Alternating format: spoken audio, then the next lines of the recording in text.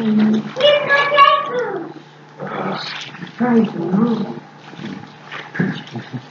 know, like many people, well, not as many as you think, really. I always did math. Jesus said, "This generation will get one sign. That's the sign of Jonah: 3 days and 3 nights in the belly of the whale, and the Son of Man will come back." When you do the math, Friday to Sunday morning is not 3 days and 3 nights. So, make it that way, it'd have to be Thursday, and some people even say Wednesday. So, anyway, we were celebrating that night, that day. It's actually a day, if you think about it. It all started at night. Poor guy.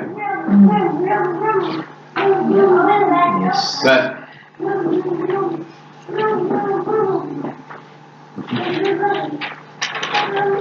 somebody found it.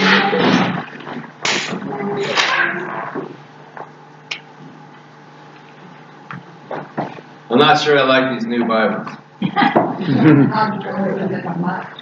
don't have any little ribbons. No, they don't.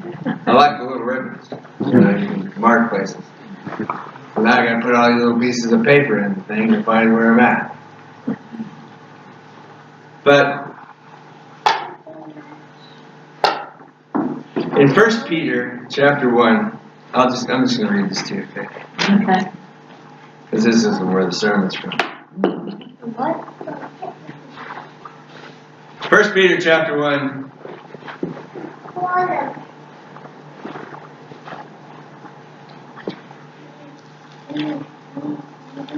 Have to find the very beginning of the sentence.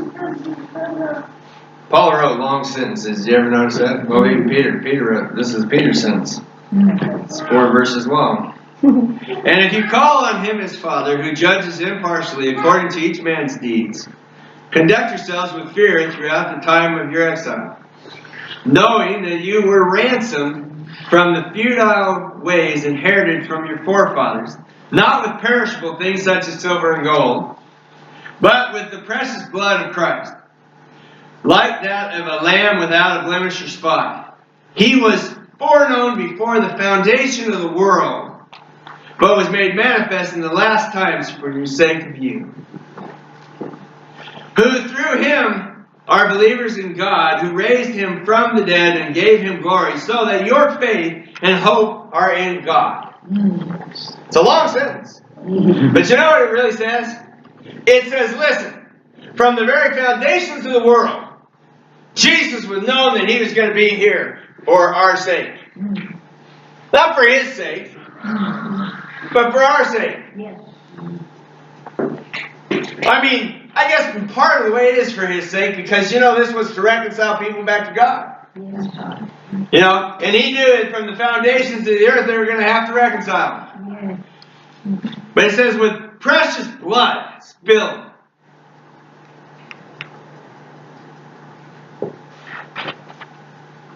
And he knew that. Yes. He knew that. And so what I want to talk about tonight is I want to talk about that night and that morning and that day. Yeah. Well, because that's the day, all right? But there's lots of things in it. There's lots of things in it I think the Holy Spirit wants to bring out, all right? Because I really was stirred. Every time I read this story, I get stirred, okay? Every time, because of what was paid for what I did, all right? What was paid for what we all did.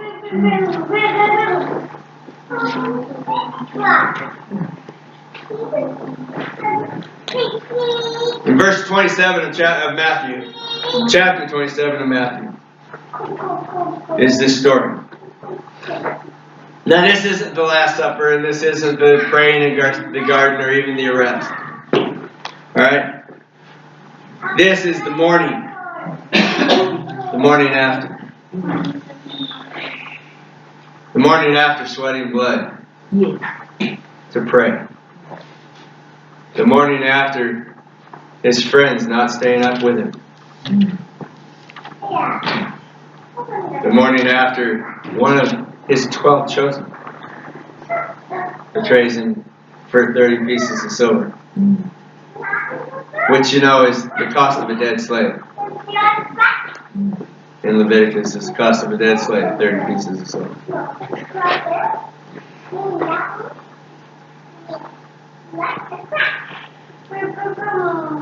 So when the morning came, all the chief priests and elders of the people took counsel against Jesus to put him to death.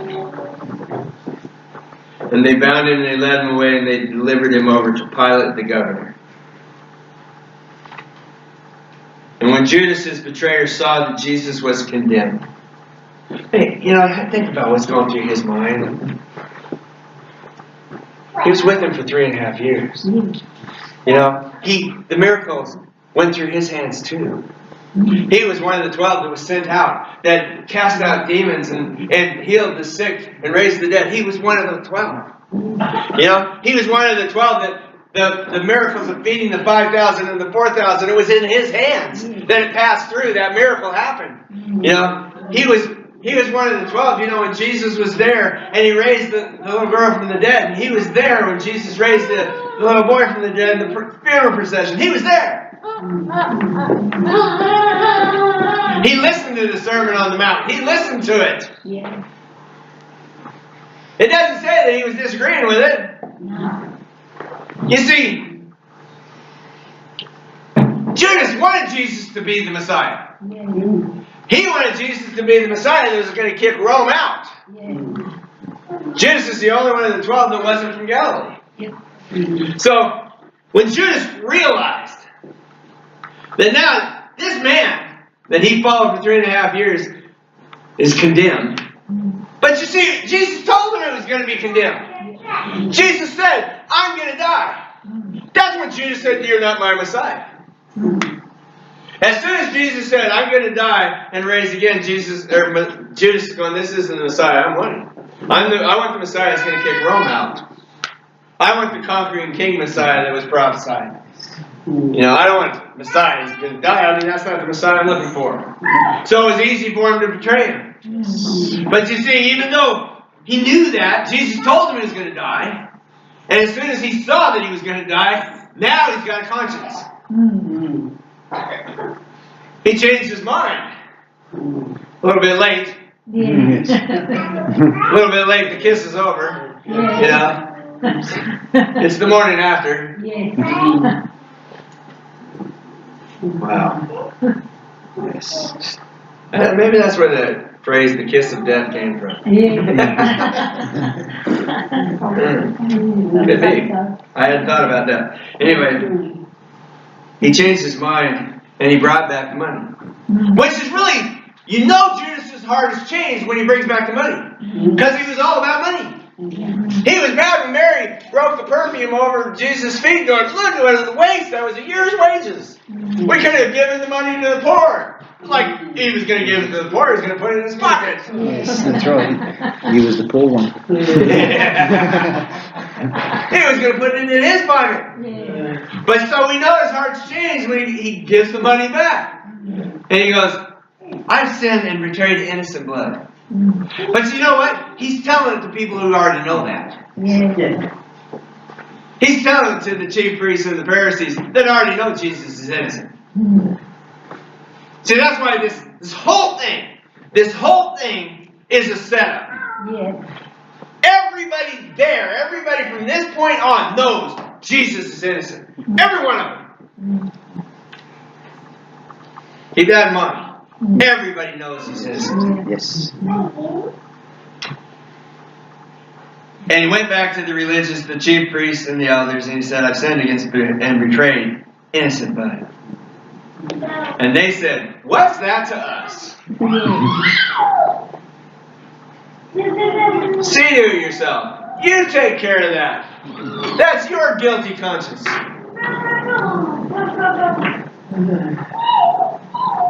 You see, that's what happens when we turn to religion. Yes. Religion can't help us. This is an aside. You know there were two people that betrayed Jesus, right? Peter betrayed him 3 times. He said, I don't know who he is. So you have two people that know they betrayed innocent blood. Two people that disowned him. Yes. Disowned him. Judas went back to the religious system, and the religious system said, this is your problem. Peter waited, and he went back to Jesus on the shore, remember? And he got reinstated.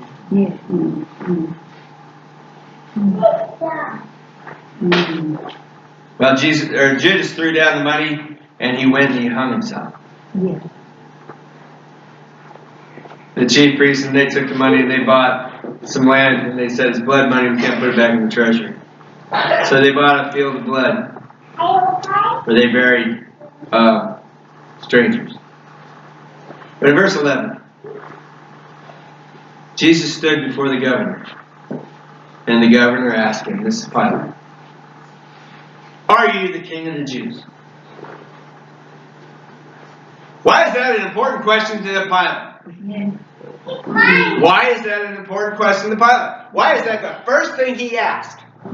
That's not why Jesus is being brought there. Right? Jesus is being brought because he has broken their religious laws according to the Pharisees. The first question he gets asked, are you the king of the Jews? Because Pilate has to know if this guy's against Caesar. Because there's only one Caesar. Alright? He says, are you the king of the Jews? Now, Herod's already been put up as king of the Jews. You know, he's half Jewish. And he went back to Rome, or I can't remember if it was Rome, but he got set up as a king over the Jews in name. He had his own money and everything, but he still, Pilate says, are you the king of the Jews? And Jesus said, you have said so. So, when he says, you have said so, that means that the Romans have said he's the king of the Jews. Alright? See how Jesus flips that? Yes.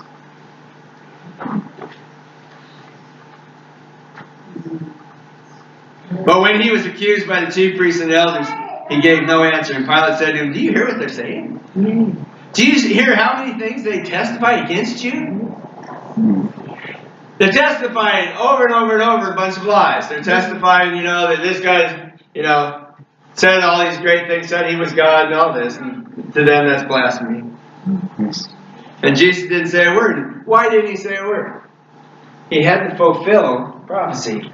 You know, there's prophecy about this scene, right? Yeah. Isaiah 53. I haven't figured out how else you say Isaiah. Is it Isaiah or Isaiah? How do you guys say it? Isaiah. Have I confused you enough in 5 years now? Starting to get an American accent already? In Isaiah 53 it said he stood like a lamb before the shearer. Alright? So when they're sitting there and they're accusing him of all this, he didn't say anything. Alright? And he's going, don't you hear what they're saying? Not even, he says, he didn't say an answer, not to a single charge. And so Pilate was amazed.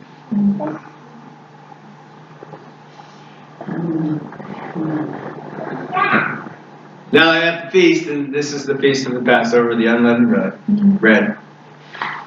The governor was accustomed to release to the crowd any prisoner that they wanted. Alright? As a token gesture, you know, the Romans are trying to keep the Jews happy in their captivity. Alright? And so they have a token on their feast of unleavened bread. They give somebody their freedom. Alright? Now this, I call the election. There's an election about to happen. Alright? It's an election to see who lives and who dies. Alright? And so there was a notorious prisoner. Not just a regular prisoner. This guy's notorious. Alright? He is notorious. He's worth writing down. What this guy did was worth writing down. He was a notorious prisoner because this guy led rebellion against Rome. He killed a Roman officer. Right? And he is up for an election. Is he going to get a stay of execution or not? Right? And so they gathered. So when they had gathered, Pilate said to them, "Who do you want me to release to you, Barabbas or Jesus?" So you see, it's just who are you going to vote for? What's your verdict? You're the jury now.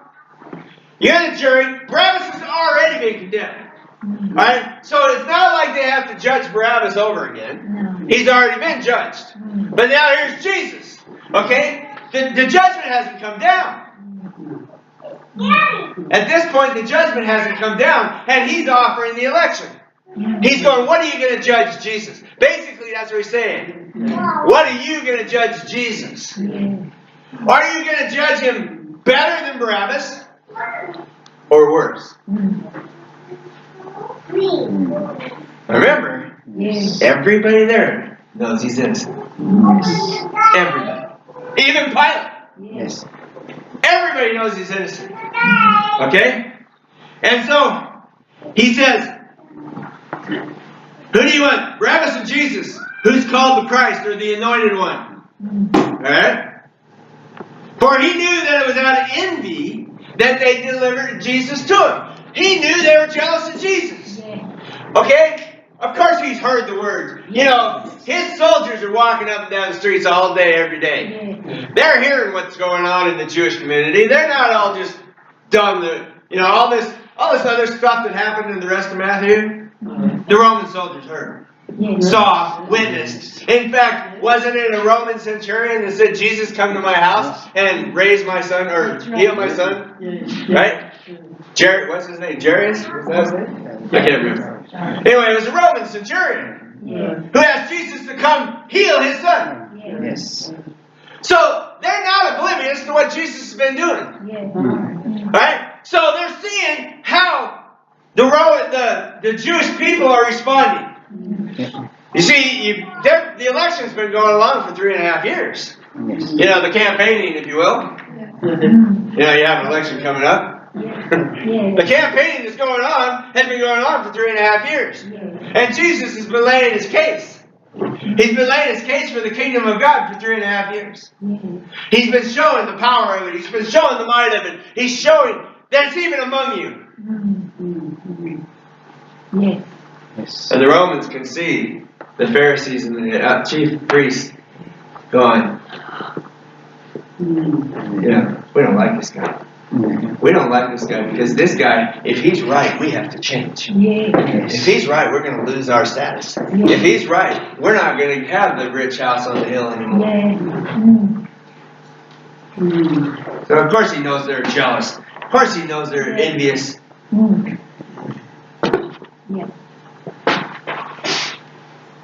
In verse 19, let's see here. Oh. You see, Barabbas was a zealot. He was a leader of rebellions. He was guilty of murder. He was already guilty. Yes. Right? He was a murderer in Rome's eyes. He really, you know what? You know why the Jews weren't so, what's the word? Didn't feel so bad about letting Barabbas go? He killed a Roman.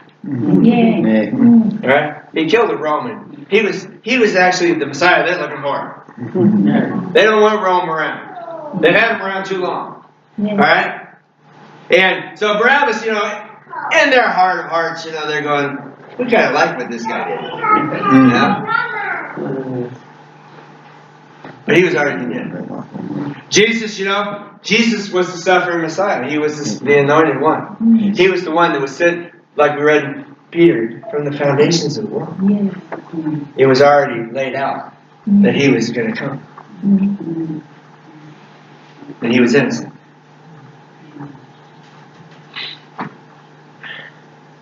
But you see, in verse 19, when he was sitting in the judgment seat, his wife sent him word. Have nothing to do with this man. For I have suffered much because of him today in a dream. So, Pilate's got to think about that too. He's thinking about his wife. He's going, what am I going to do if they choose to let Barabbas go? This is probably going on in his mind. Think about it. What am I going to do if they choose to let Barabbas go? Yes. My wife, she's had a dream about this guy. I mean, think about it. She had a dream about this guy before he knew he was going to be standing before him in the court.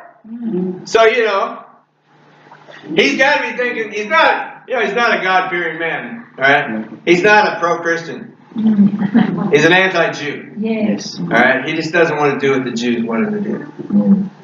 He didn't want to do what the Jews ever wanted him to do. You look up his history. Pilate was not a nice guy.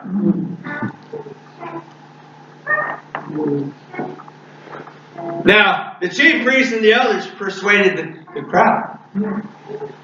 So you know what they are? They're the guys that go out and do the campaigning with the billboards and stuff. They're the lobbyists. Do you have lobbyists here? I don't know. They sure screw up America. But they're out there going to the crowd and they're saying, listen, you want to ask for Barabbas? They're telling you asked for Barabbas and you destroyed Jesus. Alright? How corrupt. How corrupt. The governor said again, which of these two do you want me to release to you? Barabbas? And they said, Barabbas.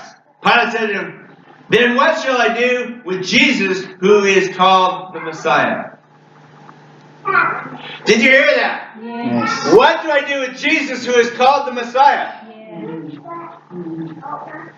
This is the Roman governor proclaiming who he is. Yes, exactly. Yep. Praise. This is the judge of Israel proclaiming who Jesus is. Yes. In their ears. They cannot from this time on ever say he wasn't the Messiah. Yes. Because Jesus said it and Pilate is now saying it. Yes. Right? So this is the truth. This is the only truth that's probably being spoken in the whole place. Yes. Right? Hallelujah. What do you want me to do with Jesus who is called the Messiah? Let him be crucified. Oh. Do you realize when they said that, let him be crucified, you know what they were saying? We want you to crucify the prophets, the law and the prophets. We want you to put to death the law and the prophets because Jesus fulfilled them. Yeah. Jesus came, he fulfilled the prophets. Yeah. He fulfilled the law. And when they said crucify him, they're saying, we don't want the fulfillment of it. Yeah. We want to stick with our rites and our rituals and our daily sacrifices without a relationship with God. We just want to go through the motions. Because if he's the Messiah, if he's the anointed one, then and what he's been saying is all about the kingdom.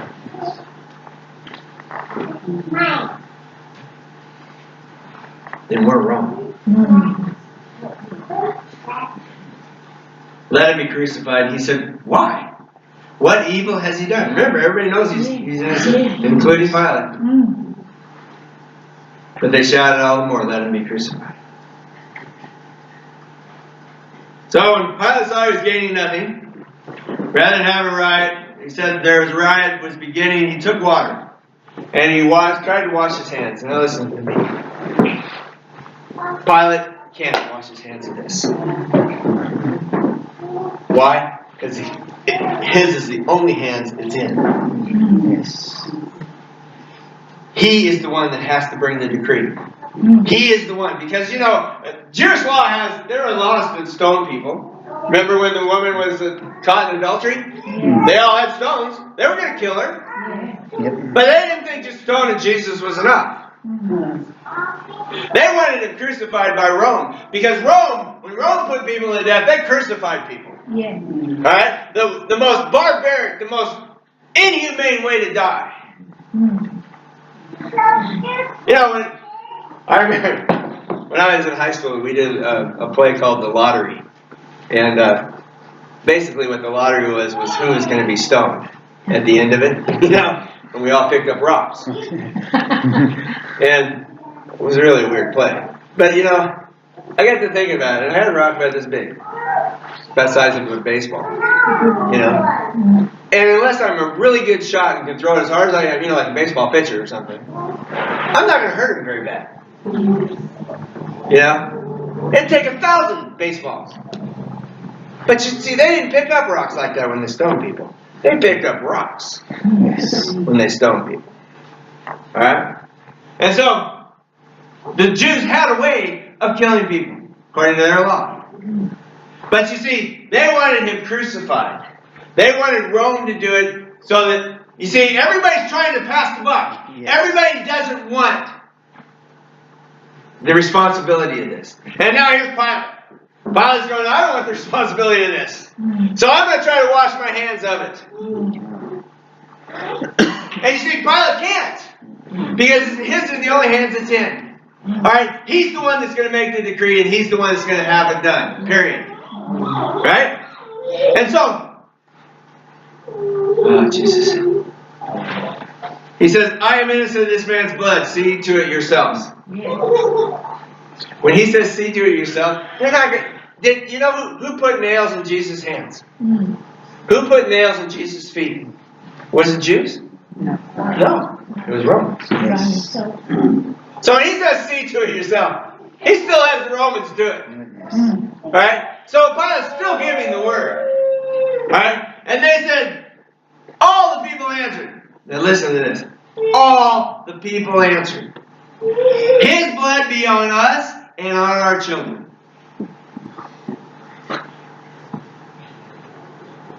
Now, I love my children a lot. I wouldn't want them to have to pay for what I do. No. They got enough to pay for themselves. Yes. But I guess it's kind of like the national debt. Your children are going to pay it off. Yes. But his blood be on us and our children. Now you know what happened? His blood was paid for. In 70 AD, well, from 67 AD to 73 AD, Romans sieged Jerusalem, and 75% of all of Israel was crucified. 75% of all the Jews that were in Jerusalem were crucified. The children paid. That was 40 years later.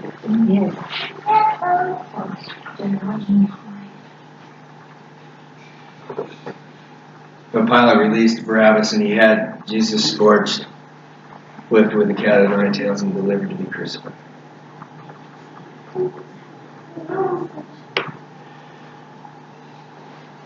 I'm going to skip the part where the soldiers mocked him, because it's just more degradation. More dishonoring to my Lord, and it just breaks my heart. Alright? It breaks my heart. In verse 32 it says, as they went out, they found a man from Cyrene, Simon by name. They compelled this man to carry his cross. Can you imagine? See, I like to put myself in the picture, in the shoes of everybody in the story. Think about the Roman soldiers that are sitting there compelling him to do this. All right, they're enjoying it. They're enjoying it. This is fun and games to them because these Jews were second-class people. All right, Simon, this guy from Cyrene, he's nobody to them. Jesus is nobody to them. They're about to kill him. He's nobody to them. He's just slowing them down. So they make Simon pick up the cross and carry his cross. Think about Simon, did he ever hear Jesus say, if you want to be my disciple, you got to pick up your cross and follow me? Did he? I don't know. Probably, I don't even know where Cyrene is. I didn't look it up. But he had to take it up to Golgotha. And when they crucified him, you see, they just put it in there. When they crucified him, like it was just an everyday thing. Mm-hmm. Oh, God. When they drove 9-inch nails through his hands and through his feet into the wood. Oh.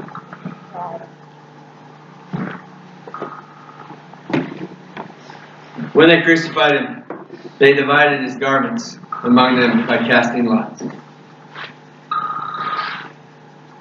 Now you realize why they did that, don't you? Because his outer garments were in pieces, like vest and robe and stuff. But the inner garment is a one solid piece. They made it without seams, and it was just one solid thing. And so they cast lots, like shooting dice for it. But in Psalm 22, it prophesied. It prophesied that they'd cast lots for his garments. Yeah.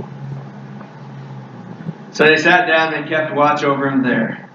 Now, when they put him in the hole, when that cross stood up and fell in the hole, his feet were probably only this far off the ground. Because that was the added psychological torment the Romans would do to people. Is that freedom's that far away and they can't step to it. And they crucified him. They didn't crucify him with any clothes on him. Because that's an added shame. To be put on the cross was shame. And it was a shame on the person. It was also a shame on this whole family. It was because those people live by honor and shame. And so the more they could shame the person, the more they would do it. And so they would crucify him naked so that all the bodily functions that happen at death would be seen. But over his head, they put this charge against him and read, "This is Jesus, the King of the Jews." That was the verdict. That was the verdict that he was crucified for. That was the verdict that Pilate could put on there that Caesar would okay.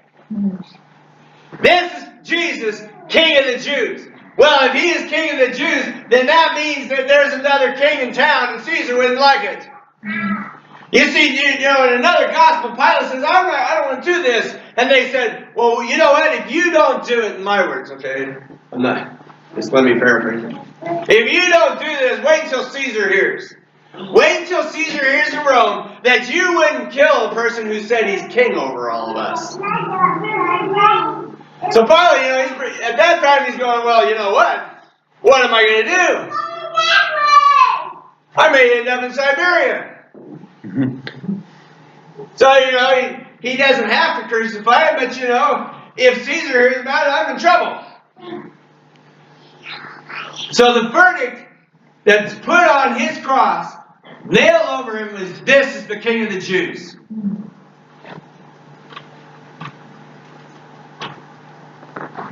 Another truth in the fallacy, this whole charade of lies. Another truth. And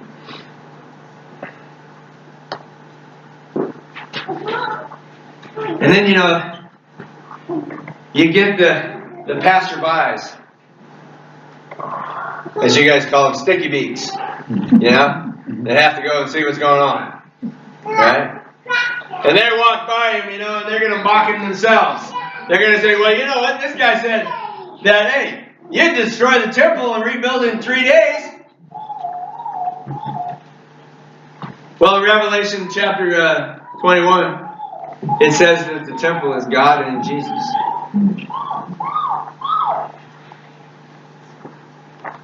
And he's destroyed. They're destroying the body now. In 3 days it will raise again.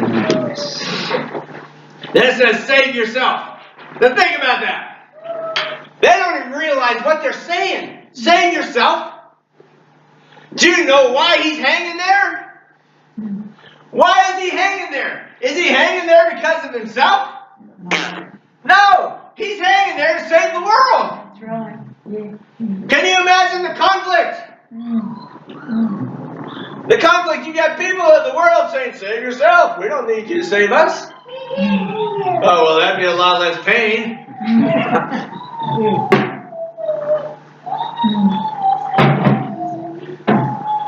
Save yourself.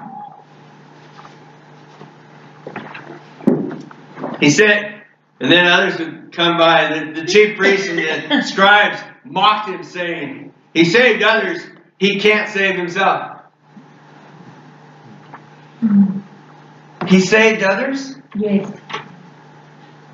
What did he save them from? You know, that's a really good question. You know, people, have you ever been around people who go, are you saved?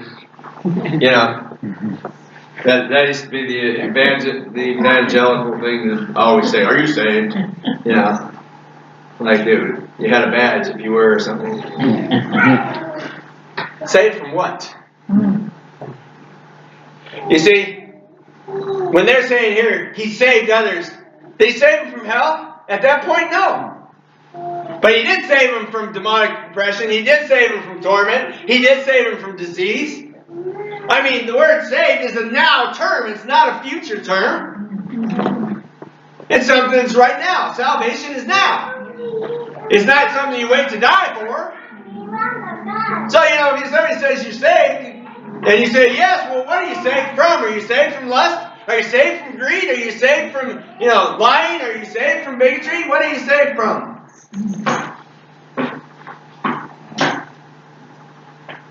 All those questions should pass our mind. So we don't just turn into some religious person that has cliches that the world doesn't want to hear. They don't want to hear you come up and say, are you saved? Saved from what? I don't even care what I'm doing now. You know? Sin, I don't believe in sin.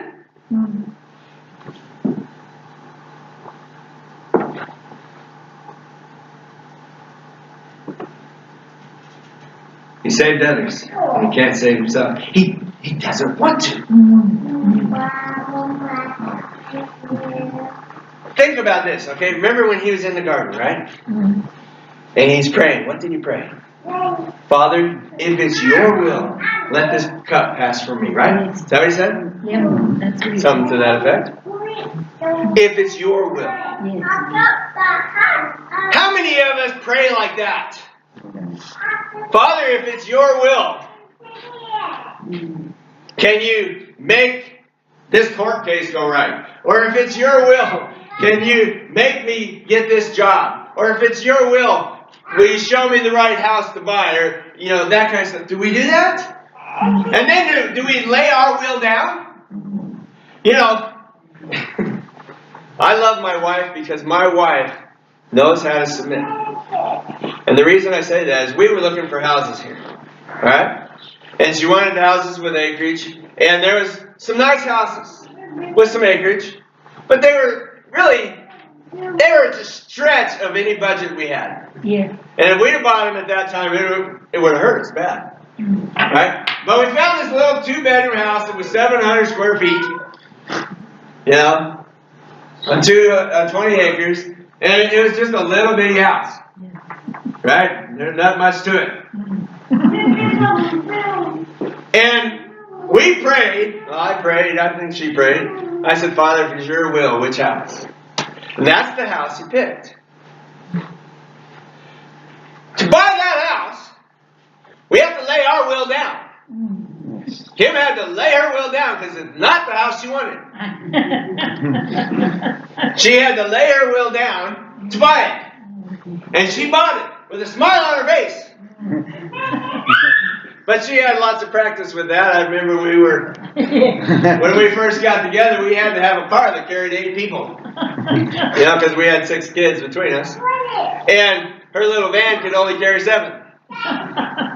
So we had to buy a car.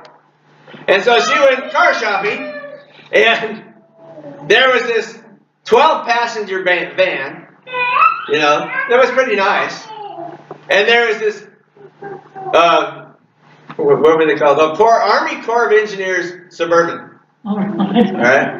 Had the rubber mats, the vinyl seats, the AM radio. But it held 9 people. And it was 1,000 less or something like that. I can't remember. It wasn't as much as the other one. We could have afforded both of them. And she said, which one do you think? And I said, My honest opinion, we had 6 kids, 5 of them boys. The really nice van's going to get tore up. And it won't be really nice very long. We need to buy the Suburban.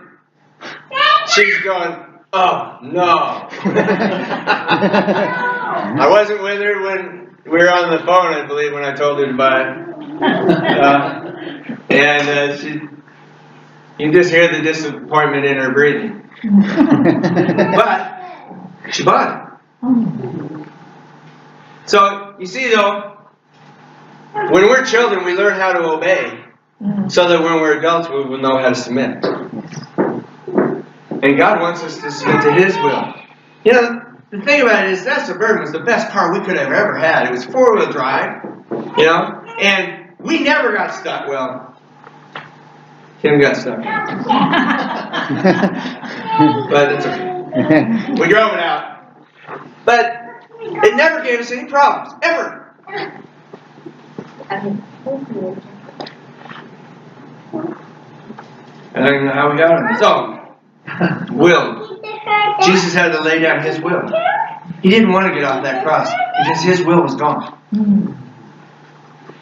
You see how much He laid His will down? He didn't want to get off the cross. Because it was God's will that He was there. Alright? And so, it says here, He cannot save Himself, but He didn't want to. Do you know what that tells me? That tells me that He loved mankind so much. And He loved His Father so much. Yeah. Oh, yes. That He would go through that and lay down His will. Yes. Yes. Believe me, you know, the toughest thing to get out of children is selfishness. Yeah. Oh, yeah. The toughest thing to get out of adults too, but that's right. Yeah.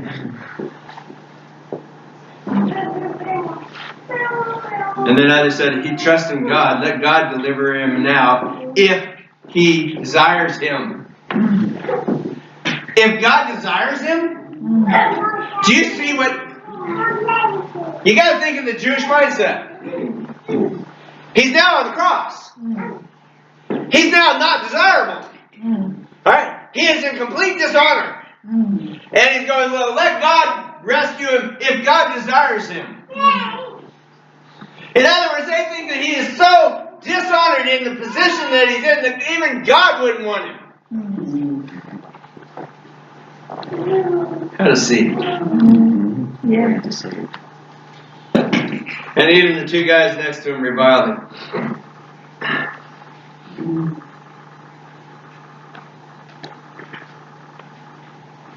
In the 6th hour, that's noon. You realize he's been up all night? They've all been up all night. It's noon. In the 6th hour, there was darkness over the land until the 9th hour. It was a 3-hour eclipse. Yeah. 3 hours, from noon to 3 in the afternoon. It was dark. Oh, baby puppy. Do you think that would just freak you out? I mean, if you're a Roman soldier, and you're sitting there, and all of a sudden it's dark, and it's noon, and it's dark for 3 hours, it'd be freaking you out. You'd be going, what is going on with this thing? Right? And then, Jesus cries out, Eli, Eli, lema sabachthani, or whatever. And it means, my God, why have you forsaken me? And these people are going, he's calling Elijah. You guys don't speak this language? Isn't this Aramaic? But he's quoting Psalm 22. If you really want to go through the Psalm 22, read it. It's all about the crucifixion. It's all about what happens. David was more of a prophet than anybody gives him credit for. Yes. Hey, he's calling Elijah. So they took a sponge and they filled it with vinegar and gave it to him to drink. Like, oh, that's going to help. That's going to help Elijah come. You know, at the Passover, they leave a glass for him, right, in a place. Maybe Elijah's going to show up. Yeah. My God. They said, let's wait and see if he shows up. And then Jesus cried out again and yielded up his spirit. And then it says, in verse 51, behold, the curtain of the temple was torn in two, from top to bottom. The earth shook and the rocks were split. What rocks? What rocks split? Well, let's think about it now. Where was the curtain? It was between the holy place and the most holy place. The middle of the temple. So what rocks are splitting? It's got to be the rocks of the temple. It's got to be. Right? And so, can you imagine the priests that are on duty that day? Hey, it's been dark for 3 hours, and all of a sudden the place starts shaking, and they watch. I mean, somebody had to see this happen. Because they describe it happening from top to bottom. Somebody had to see it happen.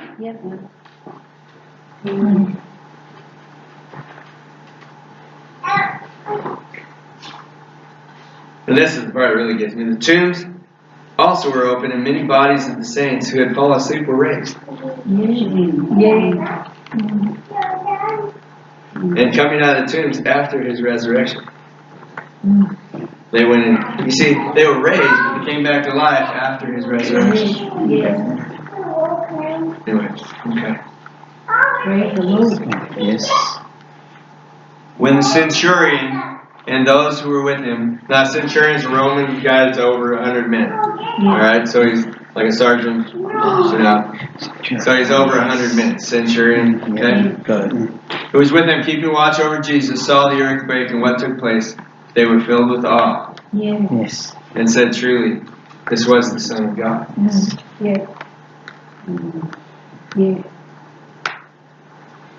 You see, sometimes we need signs, wonders, and miracles rather than great sermons. Yes. Jesus has been preaching great sermons for 3.5 years. Yes. And some of the last signs, wonders, and miracles that happened were without his speaking. Yes, exactly. So, that's the crucifixion. I didn't go into a lot of the gory details, but that's the crucifixion. He went through that because of us. Yes. Alright? He went through that because of us. And so I was thinking, what's our response? What is our response to that? You know, is our response to shed a tear, to feel sorrow? What should our response be?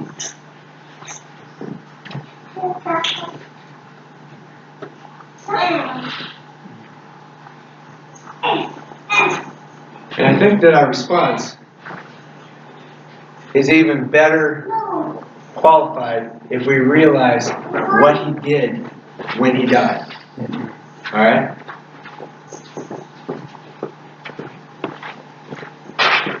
In Romans chapter 6, verse 5, it says, for if we've been united with him in a death like this.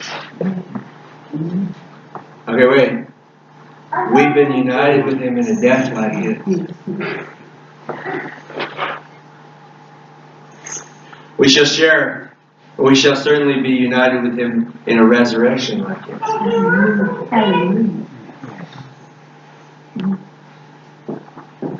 We know that our old self was crucified with him in order that the body of sin might be brought to nothing, so that we would no longer be enslaved to sin. You see, he went through a crucifixion. His body was broken. His body was dead to die to sin. To die to sin. And we are supposed to go through the crucifixion ourselves in a spiritual manner, right? So that we die with Him. Because if we don't die with Him in a spiritual manner, we're not going to be resurrected with Him. This is one of those if-then statements, that we have to realize that, look, we know that our old self is crucified with Him. When we came to Christ, we wanted our old self dead. And that old guy is supposed to die. He's supposed to die. That's why we get baptized. It's a burial. But you know what? He wants to get up. And you know what we have to do? We need to put our foot on his head and drown that bugger. Keep him under there. But you see, we have to go through the crucifixion. Jesus said, if you want to be part of me, you have to carry your cross to be part of me. And He said that to a group of guys that knew about this crucifixion. They'd seen other people crucified. They know what it is. He said, if you want to be part of me, you have to be crucified like me.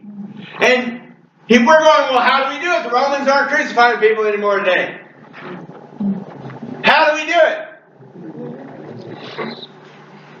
And so we know that our old self is crucified. So in our spirit, we have to be spiritual. We have to have a spiritual awareness about us that we realize that the old man dies. That if the old man doesn't die, then our spirit's not going to come and be resurrected.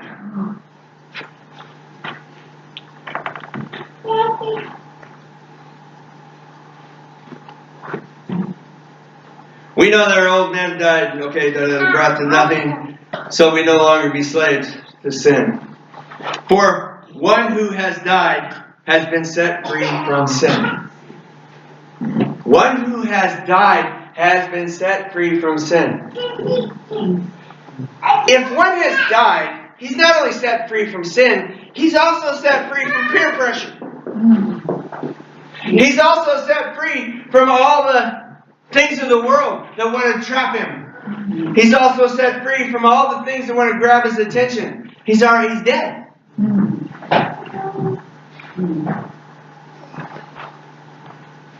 You see, all the temptations that lead to sin. You realize that thoughts aren't sin. They're the temptations that the devil uses, right? But it's the more you think about it. The more you think about it, the more plausible it becomes. Yes. Right? But if we're dead, then as soon as that temptation comes, there's nothing there to be tempted. The old man's dead. Now, if we've died with Christ, we believe that we will also live with Him. You see? This is one of those things that are like a paradox. I die to live. I die to live. You see, that's what Jesus did. Jesus died so I could live. Yes. And I need to die so that He can live.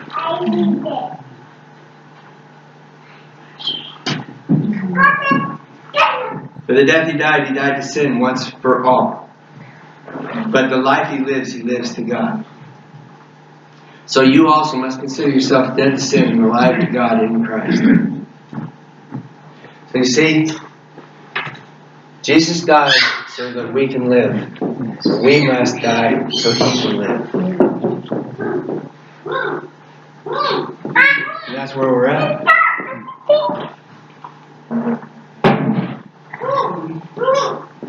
See, this day is a great and mighty day because the Passover lamb was killed.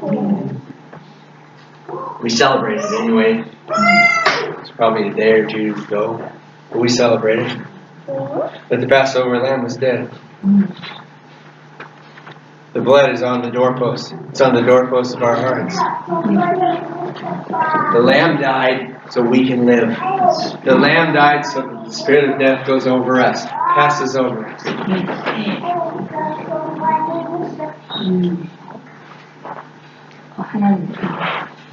Hallelujah, Father. Yes. Oh, Jesus. So you see? Oh, Lord Jesus, thank you. You see, this is why I praise Jesus. Yes. This is why I praise Him and why I yell so much because I couldn't do this. I try. And I put both my hands on the old guy trying to drown him. Yes. But my will is still trying. The battle inside my mind is still there. Yes. And I'm continually, Paul says, I die daily. And that's what we have to do, is die daily, Yes. so that we can live daily. Yes. So He can live daily through us. You see, He can't live through us if we're still alive. That's right. It's too crowded in there.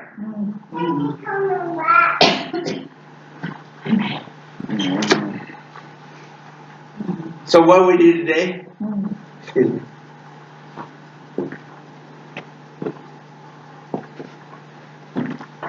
what we do today is we say, you know what? I have to make a decision. And I make this decision, not lightly. I make this decision because this is a decision I have to make every day. Yes. Every morning I wake up, I have to make this decision. But you see, if I make it once and I tell God I'm never going to change my mind, then every morning I wake up and I say, well, I can't lie to God. That's right. I'm never going to change my mind. So let's go stand.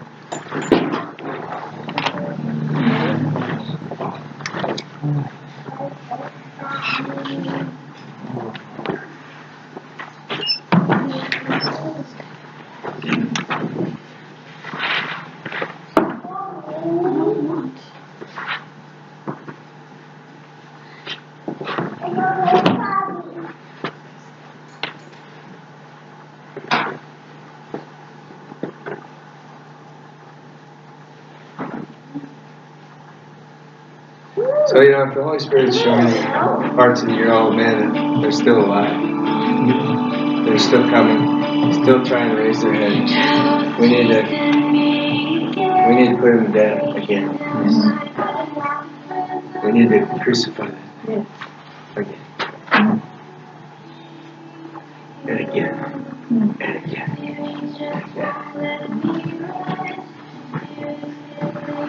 So, oh, Jesus. Jesus, I love you. Yes. So, somehow, we must make a proclamation to Him. Yes. Somehow, we must proclaim it to the principalities and powers that are trying to rule our lives anyway. See, this is war. Yes. This is war, isn't it? And so we have to make a proclamation that it's not only to God, but it's to the principalities and powers. That listen, I belong to somebody. Yes. I belong to somebody, and I don't want to change my mind. And you're not going to change my mind. You've lost. Yes. Jesus, you've won. Yes, you have won. Yes. So we have to make a proclamation, and I don't care how you do it. I can say a prayer if you want you follow me, or you can just do it yourselves. Yes. You see, it's not my relationship with Jesus that you got to worry about. It's yours. That's right. Alright? So you can take this time right now, and you can make a proclamation that I die today, so that Christ can live today. Yes. Alright? And finish it. I will never change my mind. So Jesus, I want you so bad. I want to die to me today. I don't want me anymore. Exactly. I don't want me anymore. I don't want me anymore. And principalities and powers, you're done. Yes. You're done. Yes. This is dead. Yes. This is dead to the world. Yes. I have been crucified with Christ. Therefore I no longer live.